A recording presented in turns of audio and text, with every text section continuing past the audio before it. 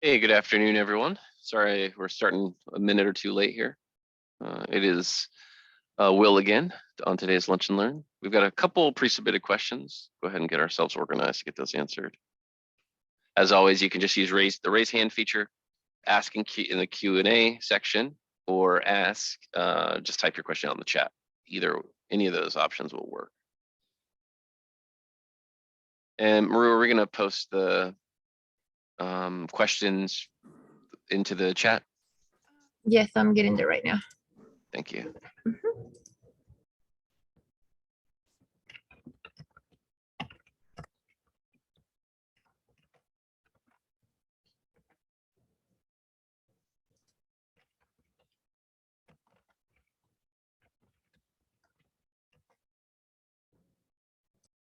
All right, so we have a question from Josh Bogle, who is here. I have a query which returns to me variables and their values, one per row. The first column is the variable name, and the second column is the value of the variable. Is there an easy way to have decisions assign each row to a variable that I can use later in the flow? Are you getting dynamic data rows back, Josh? Like, what's the output of the query right now? Yeah, it's just the output of the query is it's just if the query is in one of the integrations, then it comes back as whatever the default query return value is. I'll tell you in a second. It's called bring up the right screen. Probably dynamic data rows. Yeah, for sure. Yeah, you can. You just need to create a type for this.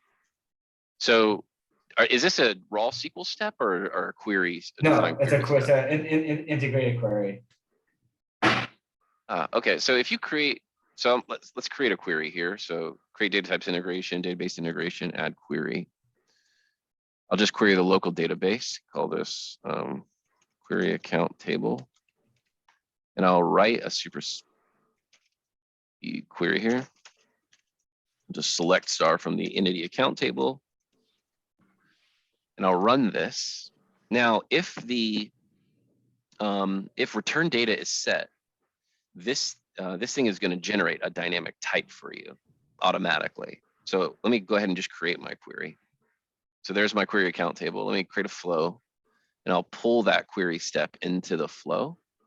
So database, integration, database, local connection. This just happens to be where I wrote that query at, right? Run query account. Now there's an option on this called return data. Yours is probably set to data rows, I presume. Let me check. 1 second. Let's bring up the right flow here.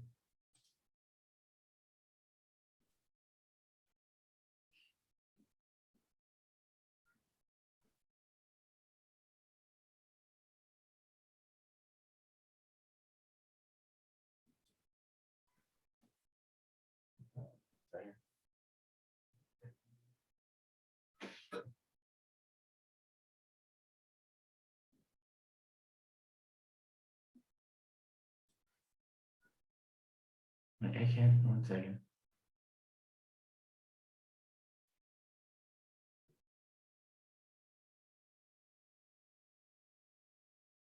Okay, it comes back as I just said select type right now. I don't have anything at all selected. What was that, Jeff? I'm sorry. Or Josh. Josh, Josh, yes, okay. sorry. Don't worry. We've got a Jeff Vogel too. I always get you guys mixed up. I don't have anything selected. It's just a select type under return data option. Yours is set to select type, and do you see an output type shown there? Yeah, it says connect to query definition types query _ get FA inputs. This is the name of the. Okay. It's the If I just run this, interesting. If I run this, I should get my data type back under the result under data here. This is going to be all of the accounts, and it should read in all the columns of the table that you're are the result set that you're generating, and then give you fields in the data type for that. You're not seeing Right, this, you're but- seeing something different. No, but so I don't think, so my question is, so each row itself, I need to use as a variable. See what I'm saying? Like as a data,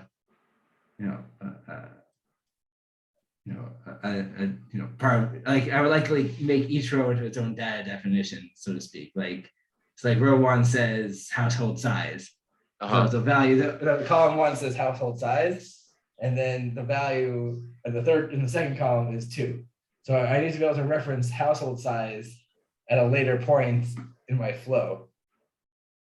So like I'm basically getting back a query of variables. I want to use each row. Is that? And you need to map it. Are you mapping all that into one object or? No, well, so each one will be its own, right? There's just values, right? So household size 5, but I query that and I get a bunch of other things also, like what state they live in, and do they need any assistance getting up from bed or whatever. So but all those values are used later on in the flow as an individual variable, it's not like I need to process the whole list. I need to process that list and turn it into variables I can use later on. So I can get like a dozen rows back to have, you see what I'm saying? Am I explaining myself well? And each row is a different property is what you're saying. Exactly, yeah. So a row has a property name and a value. Exactly. Okay. You're going to have to do, I would probably do something.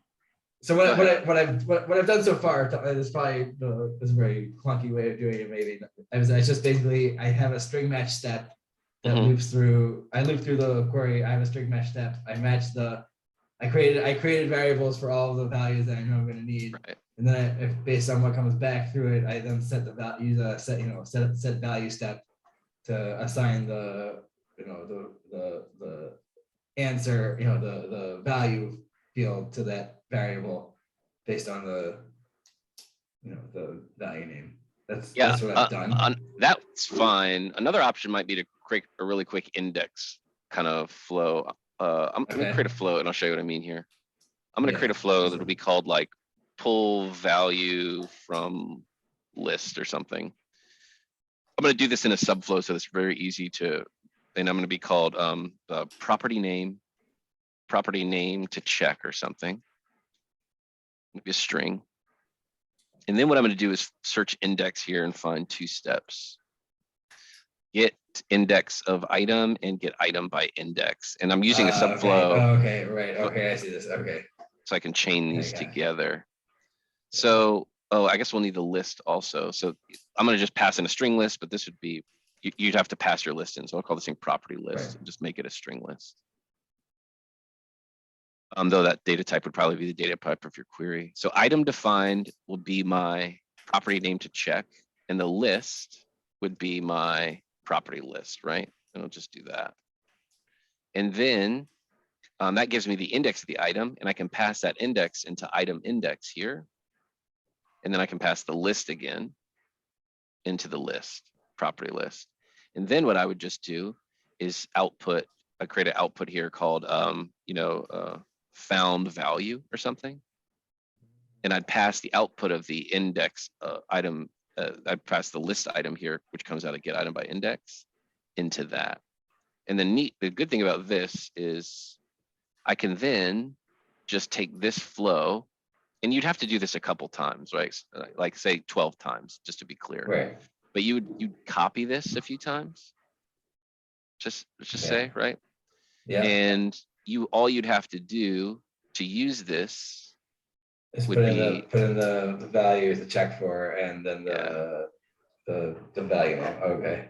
Let's just assume I'm doing, It's the same number of steps. It's just different look and feel to it. Yeah, and then maybe do property 1. You'd pass in the value here, and then you'd name it property 1 value on the output, and then you just have those 12 values, something like that. Yeah. Okay.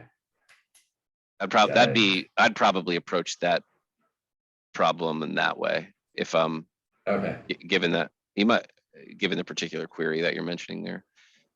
It's not elegant, but it probably looks a little bit cleaner than the string match step outcome paths can get a little Yeah, they look, little it looks a little gross ugly. when there's a lot of them. Yeah. Okay. Yeah. If we'll see how way I did it works. If I need to make it work faster or more cleaner, then I'll try this. Okay. Yeah, you bet. Thank you. Very Yeah, you helpful. bet, man. Happy to help. All right, Marie's got a question. If we use LDAP schema to set up Active Directory, can we use the URL to the application to reach to multiple domain controllers in a round robin fashion? Currently, we have Active Directory settings to use Active Directory with a login prefix. A change to the setup will use the login prefix. Do we need to change the schema to LDAP in order for it to work, or can we continue to use Active Directory and just change the prefix?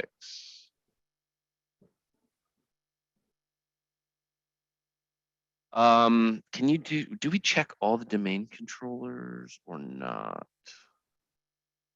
I think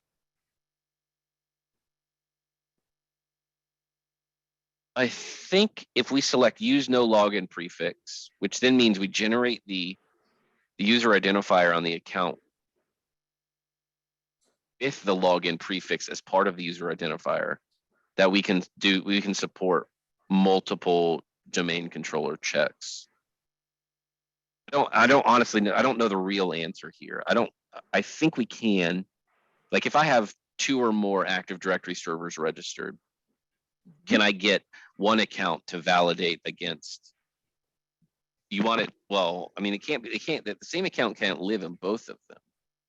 Is it just that there's going to be multiple Active Directory servers, depending on what users you're talking about? They might get authenticated to one versus another. That's a fabulous question. It's FNB doing it. I don't know. That must be what it is. I can't imagine the same account that will exist in 2, domain controllers. Right.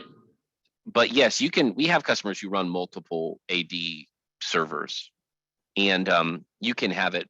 Basically, what happens is we save off like a prefix for that particular Active Directory server in a field called user identifier on the account, Okay. and then on authentication, decision says, "Oh, I'm a PAT domain. Marais is a TAP domain," and then it uses that to identify the right domain controller to make an authentication request to. So we can absolutely support multiple domain controllers in the application. Okay, so you're saying that I would have to put the domain prefix in the account instead of having a generic one, because now it's generic. It's in the server. Yeah, you cannot use, if you have multiple domain controllers, you cannot use the setting don't use login prefix, something like that on Active Directory. Okay. It requires you, let me just find my settings here. So system settings, Active Directory settings, add a server. There's a property here called use no login prefix. Right. You cannot use this with multiple Active Directory servers. You have to use a login prefix so that the decision server will know what Active Directory server to make a request to. But what this does though is like when we sync an account, like we would sync something like this for ours, right? We would in the user identifier field, we would save off the actual domain in the user identifier. Anyways, all that does, it's not really important. It just tells decisions what Active Directory server to point at. But so currently we do not have that checked for use no login prefix. And if you take that off, you should get back the domain login prefix box, right? Right, okay. Exactly. And in there is where we have the mybank.us. So you're telling me that if they all will continue to be on the same server, because they're all in one business unit, so they might be on the same server. So if they're in one business unit, I can just put the domain prefix for that server into the login prefix, like it is now. I just would have to change it to the new login prefix, whatever that is. Yeah, correct. However, if they're going to be across multiple domain servers, I would leave that blank and put it at the account level. You wouldn't do anything. You would just set it up like normally. I'm just letting you know how the back end works a bit. Okay. Right? What we do is we just take that, and there's a field on the account called user identifier. And this field gets Mhm. used when the authentication type on the account is Active Directory, because different accounts know how to authenticate to different Right. systems. Mhm. And then all it does is it use the prefix to figure out what Active Directory server to make an authentication request to. Okay, So, whether that's one server or multiple servers. correct. Okay. Yeah. And oftentimes, if there's lots of AD servers, there's usually load balancers that take care of a lot of this stuff too, like a load balancer between your auth request and the Active Directory server. If they're thinking about failover or some other sort of like silly scenario, sometimes you can confirm, do they need, like we've had people say, well, we want a primary and a backup. Then we come to identify that, well, that already exists because their IT infrastructure has load balancing in between the requests and the actual AD servers. So anyways, yeah, we can support it. All right, one last question just to make sure. So we're right under server settings where it's got LDAP schema. I leave that as Active Directory. I do not change that to LDAP because there's a choice You for don't. LDAP. You Okay. don't need to, correct. Nothing Okay. says that you need to do that. Perfect. All right, that's what I needed. Thank you.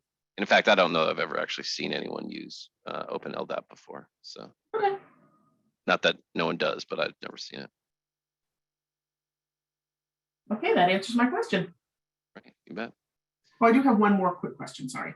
A generic Please. question. Yeah, go ahead. How long does it take for the recordings to get up on the YouTube page? Maru, are we doing it same day, or Oh, I'm sorry, I didn't hear the question. how long does it take us to get a recording posted? Oh, yes, the same day before 5 o'clock Eastern Standard Time. Okay, thank you.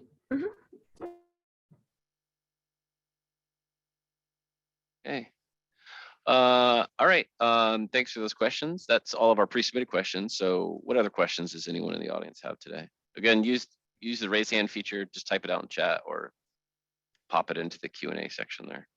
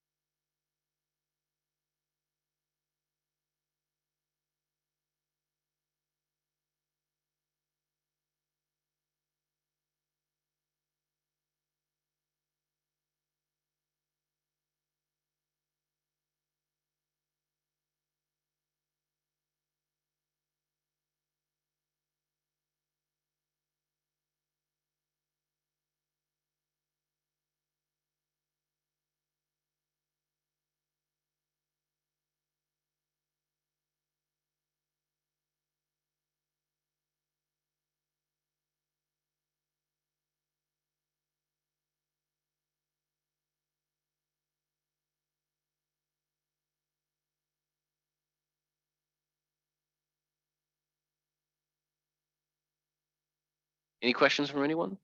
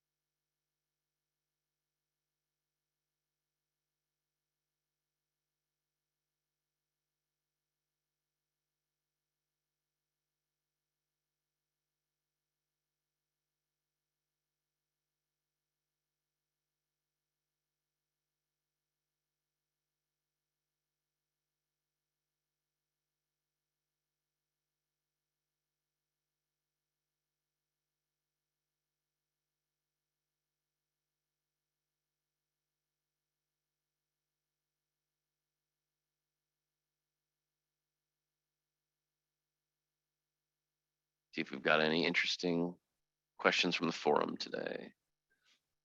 Header report.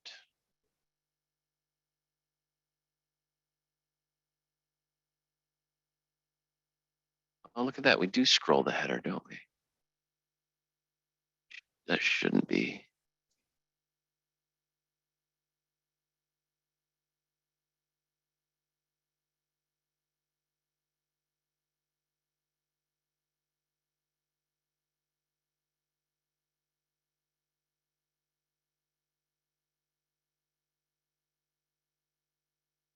Okay, not on this, we don't scroll.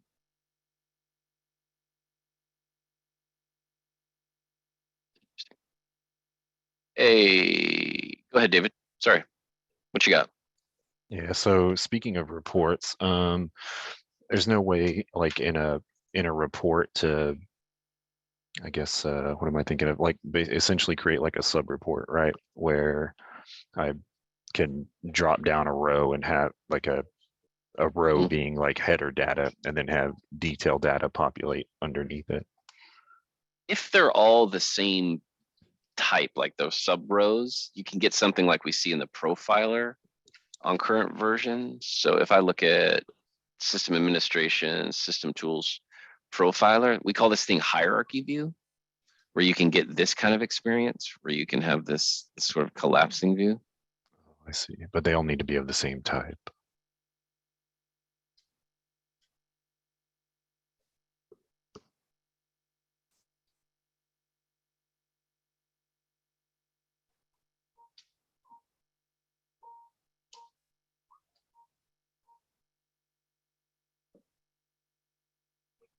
But yeah, so these like, so if you, but you can't have like just a different data type.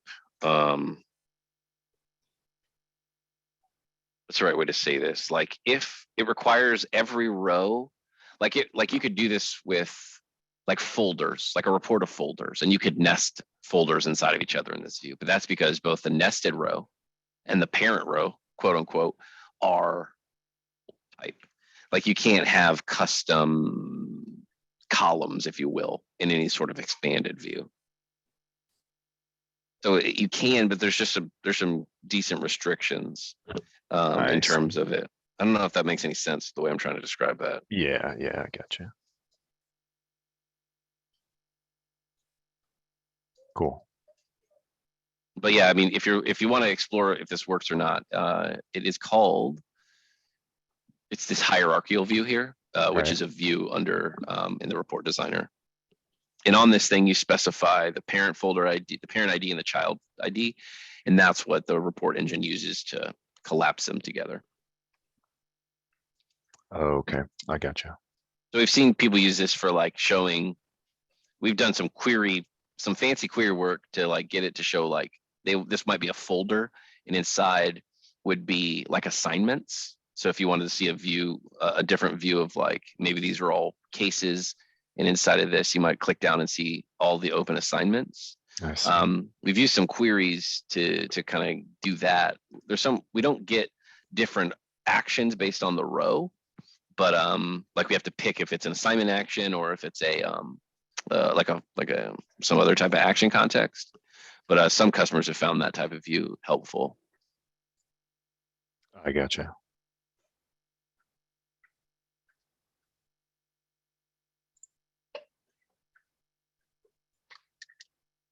Awesome. Thanks a bunch. Yeah, you bet. What other questions do we have?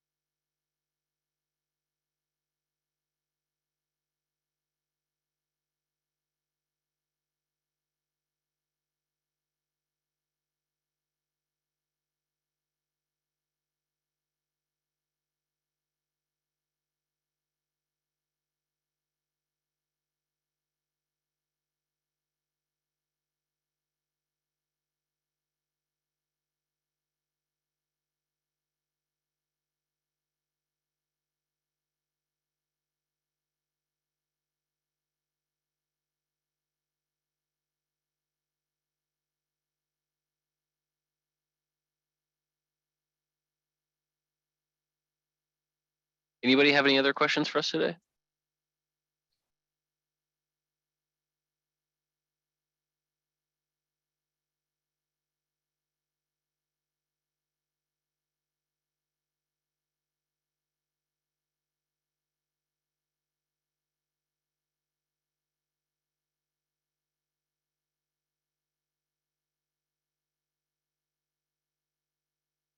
data repeater and currently have multiple data from a simple database. I want to show an error message or limit the selection of the user that when it already input equal data in previous rows and not kind of input in the next rows. Oh, that's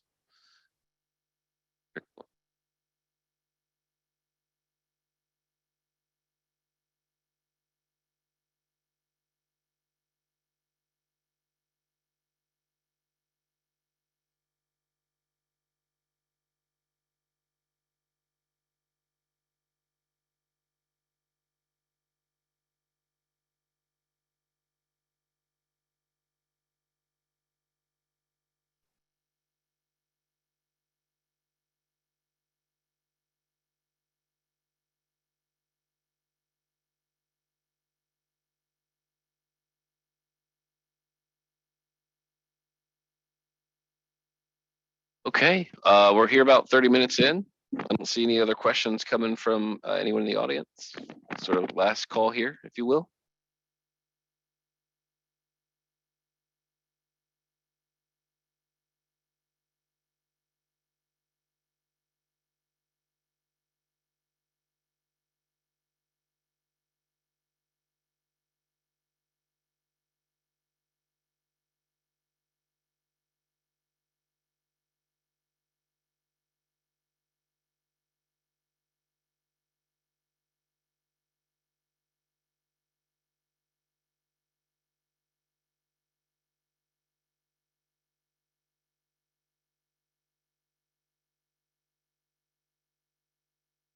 Okay, all righty.